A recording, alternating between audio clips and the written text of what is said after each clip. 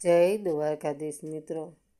મિલકત લેવા આવેલી દીકરીને જ્યારે પોતાની હવેલીની જગ્યાએ અનાથ આશ્રમ દેખાયો ત્યારે એને લાગ્યું કે સાવકી માએ છેતરપિંડી કરી છે. પણ થોડા સમયમાં એવું સત્ય સામે આવ્યું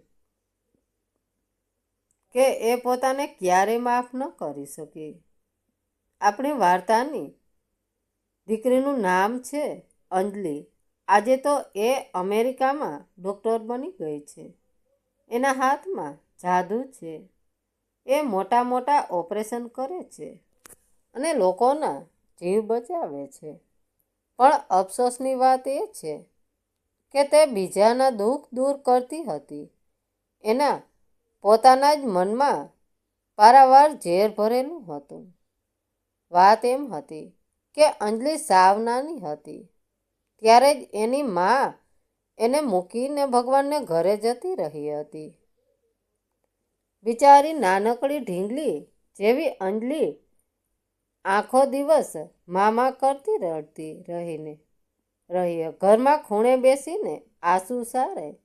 એના બાપુથી પોતાની દીકરીનું આ દુઃખ જોવાયું નહીં એટલે એણે બીજા લગ્ન કર્યા. નવી મા ઘરમાં આવી. એ નવી માનું નામ હતું કેસરબા. કેસરબા જ્યારે ઘરમાં આવ્યા ને ત્યારે ભેગી પોતાની એક નાનકડી દીકરીને પણ લાવ્યા હતા. એ દીકરીનું નામ હતું મીરા. હવે નાનકડી અંજલિને એમ કે આ નવીમાં એને બહુ વાલ કરશે, મને પોતાના ખોળામાં બેસાડશે, મને વાર તકે છે. પણ એવું કાંઈ થયું નહીં. કેસરમાં અંજલિને સમયસર ખાવાનું આપે, નવા અને સારા કપડાં આપે, એનું બહુ ધ્યાન રાખે. પણ ક્યારે અંજલિને ગળે ના લગાવે, ત્યારે એના માથે પ્રેમથી હાથ ના ફેરવે. જો અંજલિ દોડીને એમને વળગવા જાય તો કેસરબા અચાનક 2 ડગલા પાછળ ખસી જાય, જાણે અંજલિ કોઈ પારકી હોય. સાવકી માનું આવું વિચિત્ર વર્તન જોઈને અંજલિના મનમાં ગાંઠ બંધાઈ ગઈ કે આ મારી સાવકી માં તો 100 પથ્થર દિલની છે. એને તો બસ એની દીકરી મીરા જ વાલી લાગે છે. હું તો એના માટે એક બોજ છું. બાળકના મનમાં પડેલી આશંકા ધીમે ધીમે નફરતમાં બદલાવા લાગી. થોડો સમય જતો રહ્યો. અંજલિના બાપુનું પણ અચાનક એક બીમારીમાં મરણ થઈ ગયું. હવે ઘરમાં અંજલિ, કેસરબા અને મીરા આ 3 જ વધ્યા હતા. અંજલિને ડર લાગ્યો કે હવે મારા બાપુ નથી રહ્યા તો આ સાવકીમાં મને ઘરમાંથી કાઢી મૂકશે. એ મને ખાવા પણ નહીં આપે અને નોકરાણી બનાવી દેશે. એટલે અંજલિ સામેથી જ રાતોરાત પોતાનું ઘર છોડી દીધું. શહેરની એક હોસ્પિટલમાં જતી રહી. રાત દિવસ એક કરીને ભણી અને નથી કર્યું કે મારે કોઈની જરૂર નથી. એ ડૉક્ટર બની ગઈ અને પછી તો સીધી અમેરિકા જતી રહી. 15 વર્ષ વીતી ગયા. આ 15 વર્ષમાં અંજલિએ એકવાર પણ પાછું વળીને પોતાના ગામ તરફ જોયું નહીં. કેસરબા જીવે છે કે મરી ગયા એની પણ એક ટપાલ ના લખી. પણ અચાનક એક દિવસ અમેરિકામાં બેઠા બેઠા અંજલિને યાદ આવ્યું કે મારા બાપુની ગામમાં કરોડો રૂપિયાની જમીન છે, બહુ મોટી હવેલી છે. કંઈક પેલી સાવકીમાં બધું જ પોતાની દીકરી મીરાના નામે તો નહીં કરી દે ને. બસ આ ડર અને મિલકતની લાલચમાં અંજલિને પાછું આવવું પડ્યું. 15 વર્ષ પછી અંજલિ પ્લેનમાં બેસીને અમેરિકાથી સીધી પોતાના ગામ આવે છે. સાથે એક વકીલ પણ લીધો છે જેથી કોર્ટમાં લડીને પોતાનો હિસ્સો લઈ શકે. અંજલિની આંખોમાં એટલો ગુસ્સો છે તે જાણે કેસરબાને બાળીને ભસ્મ કરી જશે. અંજલિ વકીલને લઈને સીધી પોતાના બાપ દાદાની હવેલી પાસે પહોંચી. પણ આ શું, ગાડીમાંથી નીચે ઉતરતા જ અંજલિના પગ નીચેથી જમીન ખસી ગઈ. એની આંખો ફાટી ગઈ. જ્યાં એના બાપની મોટી હવેલી હતી ત્યાં તો કંઈક બીજું જ બની ગયું હતું. એ જગ્યાએ હવેલી તો હતી જ નહીં. એના મનમાં બસ એક જ ડર હતો કે એની સાવકીમાં કેસરબાએ એના બાપુની કરોડોની મિલકત અને હવેલી પોતાની દીકરી મીરાના નામે કરી દીધી હશે. પણ મિત્રો, ભગવાનના ચોપડાના હિસાબ આપણે માણસો કયાંથી સમજી શકીએ?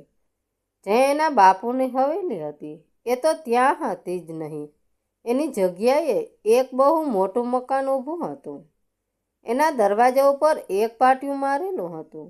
એ પાટિયા ઉપર મોટા અક્ષરે લખ્યું હતું, માતૃછાયા અનાથ આશ્રમ.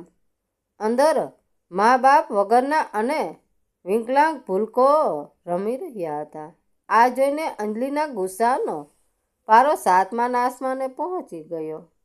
એનો ચહેરો ગુસ્સાથી લાલચોળ થઈ ગયો. એને મનમાં થયું કે નક્કી પેલી સાવકી માએ મારી મિલકત પચાવી પાડવા માટે આ કોઈ ખેલ ખેલી રહી ગયો છે. મોટી હવેલી તોડીને આ આશ્રમ બનાવી દીધો જેથી મને મારો હિસ્સો આપવો જ ના પડે.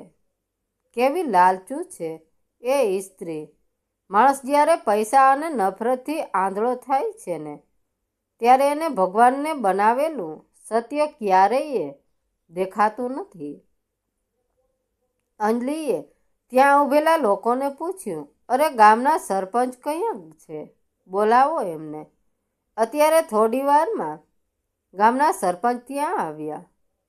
અંજલિને જોઈને એ તો નવાઈ પામી ગયા. અરે દીકરી, પંદર તને તારું ગામ અને તારી મા યાદ આવ્યા?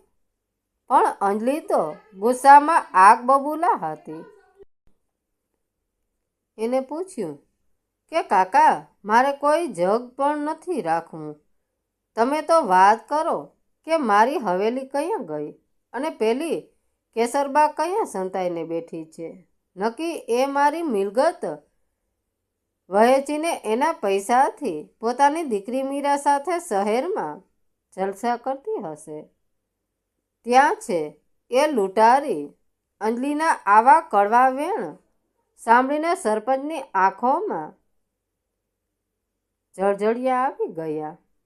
એમણે એ ઊંડો નિસાસો નાખ્યો અને કહ્યું કે દીકરી, તું ભલે ડૉક્ટર થઈ ગઈ, તારી પાસે ગાડી અને બંગલા આવી ગયા, પણ તું તારી માને હજુ ઓળખી જ ના શકી. એ દેવી જેવી જોગમાયા કોઈ બંગલામાં જલસા નથી કરતી.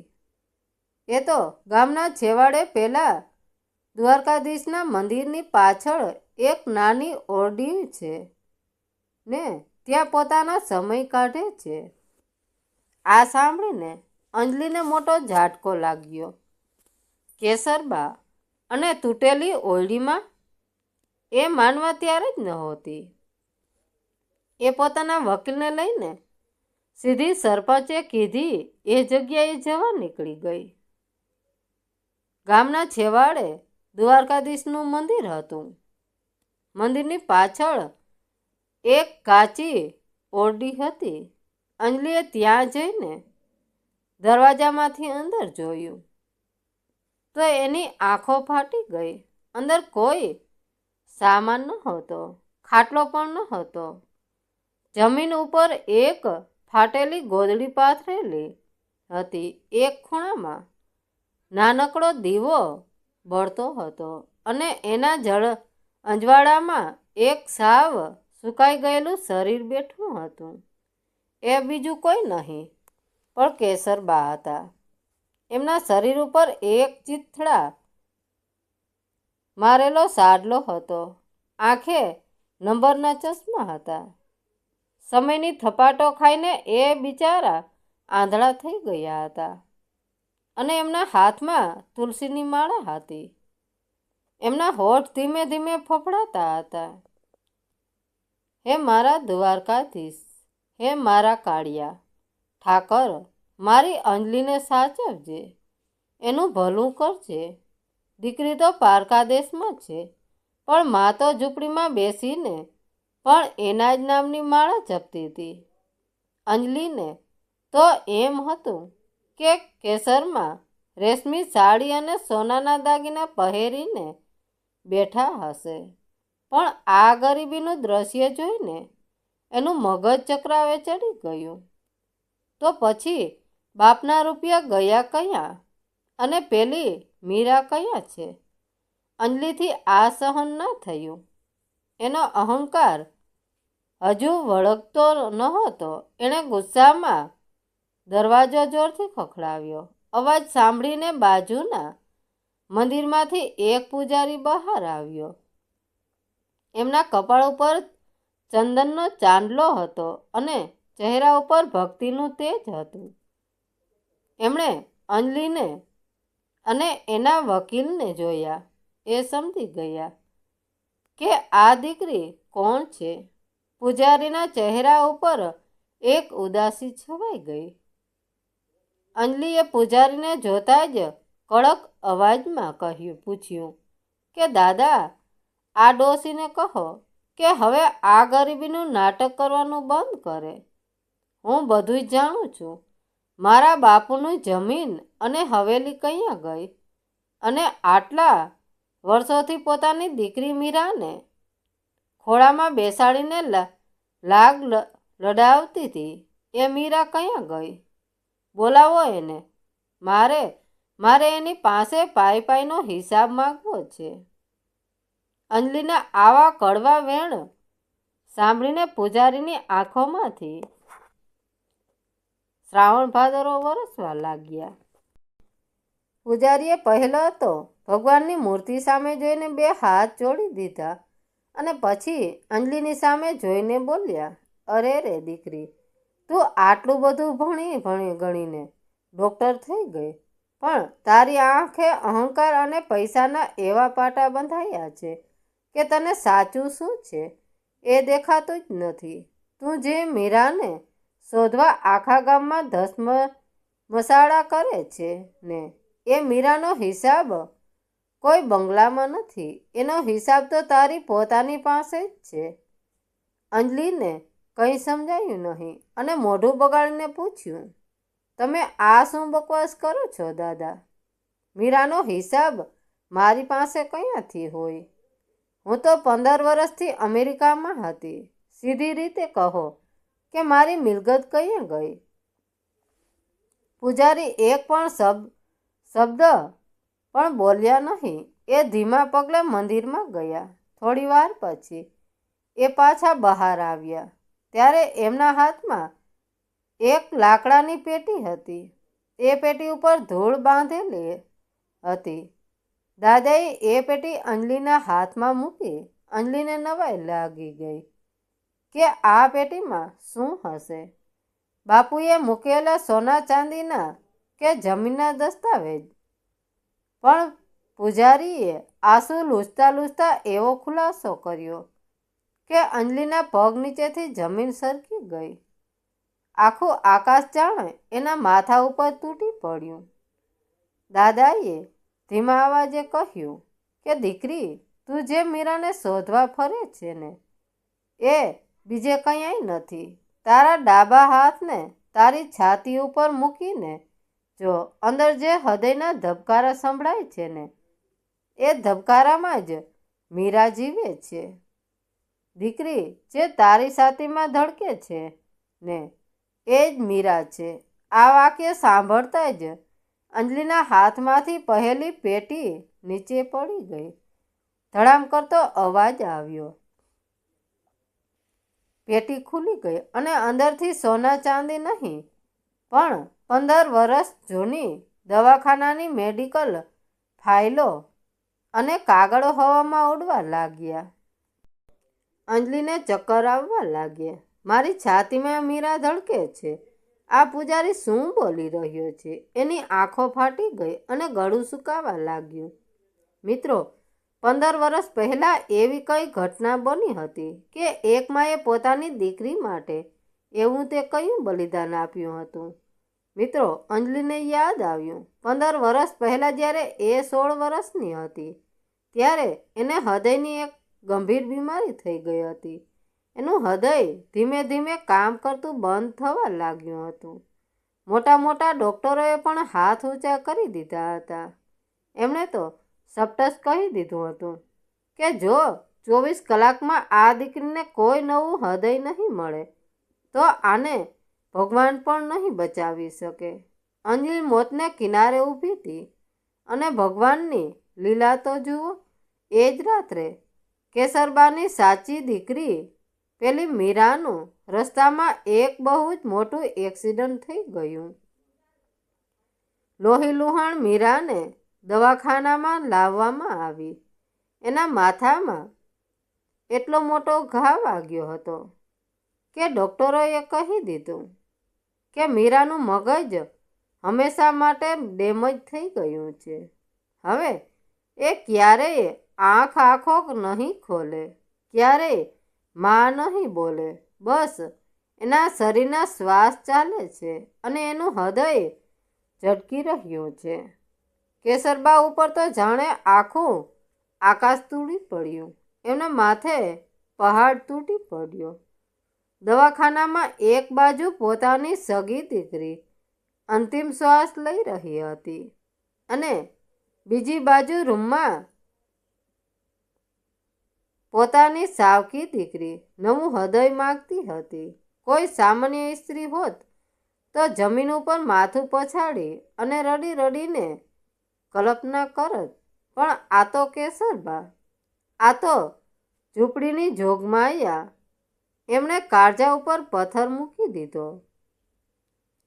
આંખમાંથી વહેતા આંસુ પાલવથી લૂછીને એમના ડૉક્ટર પાસે જઈને 2 હાથ જોડ્યા.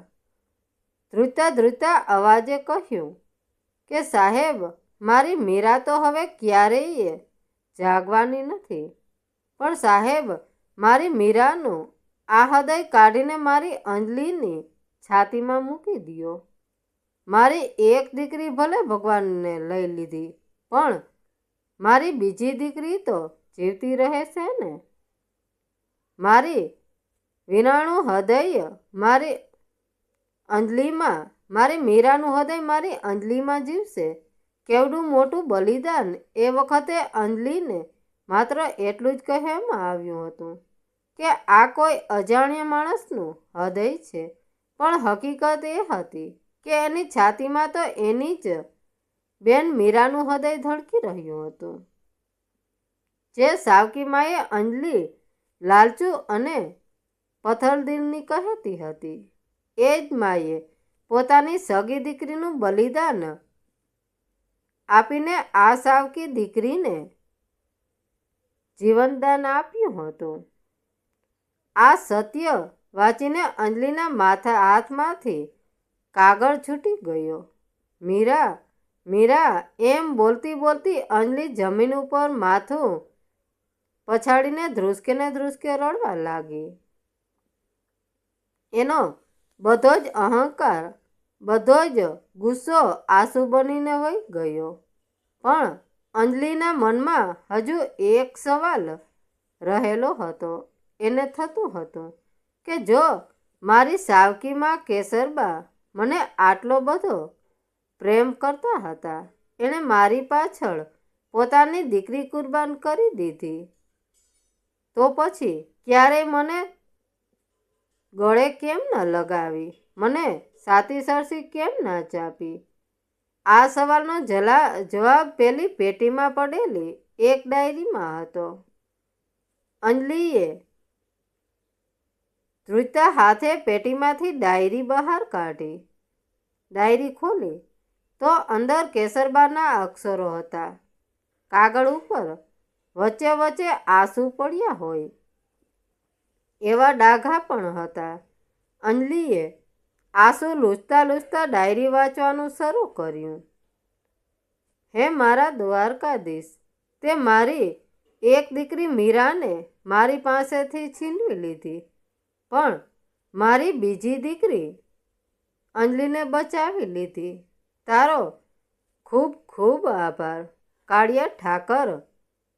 પણ એ ભગવાન, અંજલિને એમ છે કે હું એને નફરત કરું છું, પણ હું એને કેવી રીતે સમજાવું કે હું એને નફરત નથી કરતી, પણ હું તો એનાથી દૂર ભાગું છું.